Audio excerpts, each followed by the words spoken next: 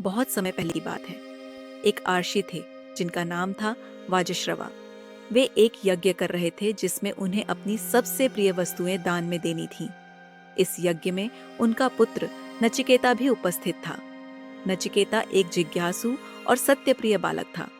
जब उसने देखा कि उसके पिता बूढ़ी और दुबली पतली गायों को दान कर रहे हैं जो किसी काम की नहीं थी, तो उसने सोचा कि यह यज्ञ पूर्ण नहीं होगा, क्योंकि यह छलपूर्ण दान है।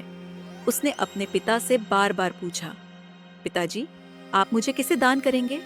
3 बार पूछने पर वाजश्रवा क्रोधित होकर बोले, तुझे मृत्यु को दे देता हूँ। वाजश्रवा ने यह बात क्रोध में कही थी, पर नचिकेता ने इसे गंभीरता से लिया और सोचने लगा, पिता ने मुझे यमराज को दान किया है, तो मुझे उनके पास जाना चाहिए। नचिकेता यमलोक जाता है। नचिकेता यमलोक पहुंचता है। उस समय यमराज वहां नहीं थे, इसलिए उसे 3 दिन तक बिना भोजन और पानी के बाहर प्रतीक्षा करनी पड़ी। जब यमराज लौटे तो उन्होंने देखा कि एक ब्राह्मण बालक 3 दिन से बिना सेवा के उनके द्वार पर बैठा है। उन्होंने इसे अपना अपराध समझा और उसे 3 वरदान देने का वचन दिया। 3 वरदान। 1। पहला वरदान, नचिकेता ने कहा, मेरे पिता को शांति मिले और जब मैं वापस जाऊं तो वे मुझे प्रेम से स्वीकार करें। यमराज ने कहा, तथास्तु, तुम्हारे पिता प्रसन्न होकर तुम्हें स्वीकार करेंगे। 2। दूसरा वरदान, नचिकेता ने यम से अग्निविद्या यज्ञ विधि की जानकारी मांगी, जिससे स्वर्ग प्राप्त किया जा सकता है। यमराज ने उसे यह ज्ञान दिया और कहा कि यह नचिकेता अग्नि कहलाएगा। 3।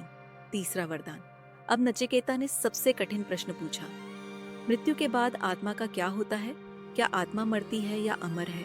यमराज ने पहले टालने की कोशिश की और नचिकेता को धन, ऐश्वर्य और दीर्घायु जैसे अनेक प्रलोभन दिए, पर नचिकेता अडिग रहा। यमराज द्वारा आत्मा का ज्ञान, नचिकेता की दृढ़ता और विवेक देखकर यमराज बहुत प्रसन्न हुए।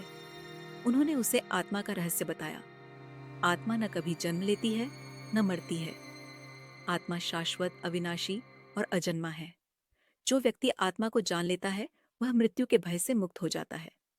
इस प्रकार नचिकेता को ब्रह्म ज्ञान प्राप्त हुआ और वह मोक्ष का अधिकारी बन गया।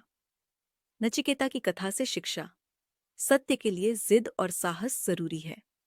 सच्चा ज्ञान त्याग और तपस्या से ही मिलता है।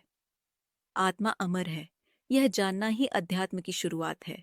विवेकशीलता और वैराग्य जीवन को ऊंचाई पर ले जाते हैं।